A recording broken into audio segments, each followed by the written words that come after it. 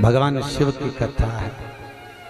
24,000 श्लोक शिव महापुराण में है, 12 संहिता, और एक एक संहिता भगवान शंकर को समर्पित है। भगवान शिव 6 सूत्र शिव महापुराण के हैं कि शंकर को पाने के 6 सूत्र बताएं। पहला, मस्तक पर तिलक लगा दो, त्रिपुंड लगा दो, नहीं लगा सकते तो गले में रुद्राक्ष की माला पहन लो।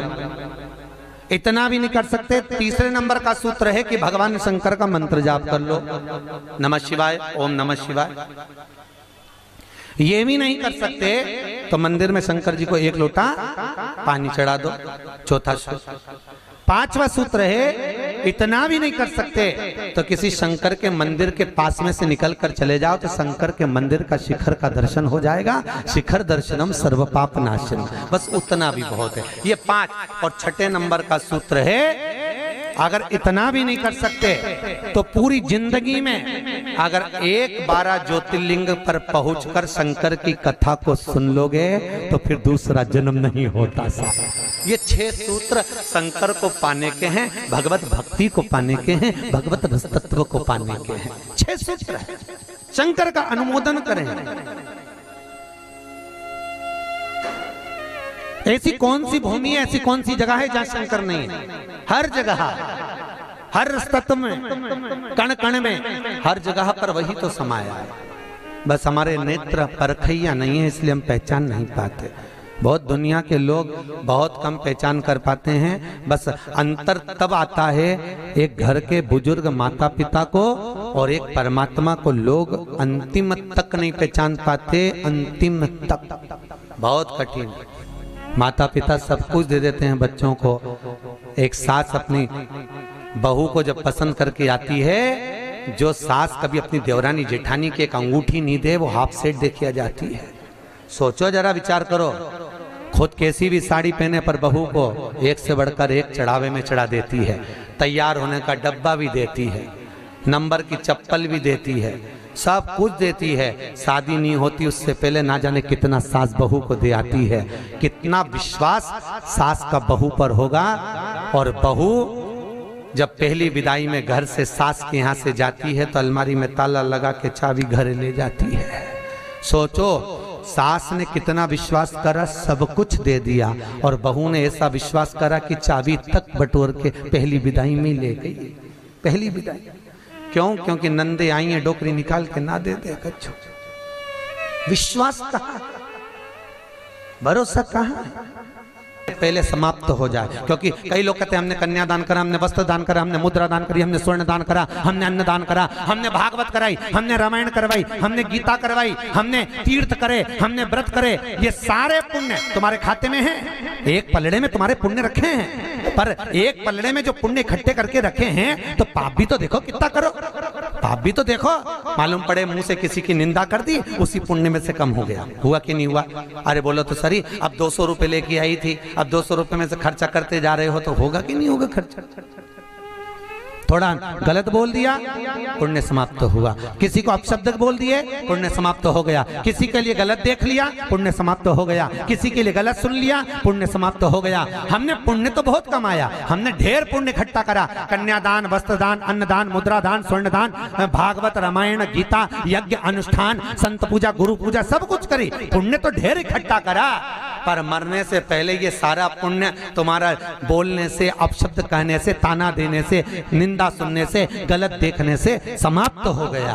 पर शिव महापुराण की कथा कहती है सारे पुण्य तुम्हारे मरने से पहले भले समाप्त हो जाएंगे, पर शिव महापुराण की कथा यदि तुमने भूल से भी 5 मिनट की भी सुन ली तो वो जिंदगी भर अटल और अमर हो जाती है, वो कभी समाप्त नहीं होती। शिव महापुराण की पुण्य कभी समाप्त नहीं होता। शंकर का किया हुआ पुण्य कभी समाप्त नहीं होता।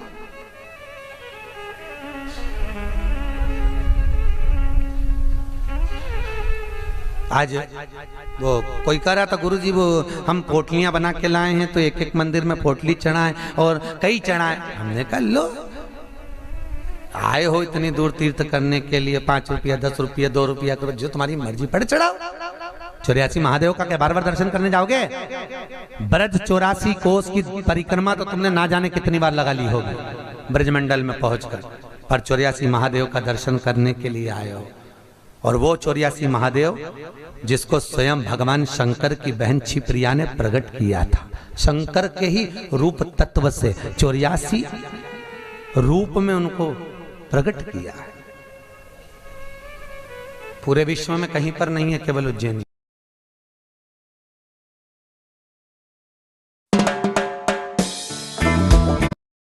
प्रकट किया है, पूरे विश्व में कहीं पर नहीं है, केवल उज्जैन। केवल उज्जैन। तो भगवान शंकर की कथा कर रहे हैं, भगवान भोलेनाथ का चरित्र वर्णन कर रहा है। 6 सूत्र में से एक सूत्र भी अपनी जिंदगी में उतारा तो जीवन सार्थक हो गया। मात्र भगवान शंकर की पावन कथा का रसतत्व ग्रहण करें। एक देवराज नाम का ब्राह्मण शरीर में ताप पड़ गया, और शरीर में ताप पड़ने के कारण बहुत ताप पड़ा तो शंकर के मंदिर में पहुंच गया, बैठा। अब वहां तो थोड़ी थोड़ी देर में शंकर के मंदिर में कथा हो रही थी, प्रवचन चल रहे थे, शिव महापुराण का चरित्र चल रहा था, और ये थोड़ी थोड़ी देर में पंडित जी चिल्लाए हर हर महादेव। अब जैसे ही पंडित जी चिल्लाए तो इसके शरीर में ताप पड़े, इसको आ रहा बुखार। अब बुखार आए और कहीं का चिल्लाए, सिर दर्द हो और कहीं का चिल्लाए तो बड़ा बुरा लगे महाराज। अब इसको तो बड़ा अंदर से खटकाओ कि बताओ मेरे तो शरीर में ताप पड़ रहा, महाराज हर हर महादेव चिल्ला रहा, पर बोल सकता नहीं।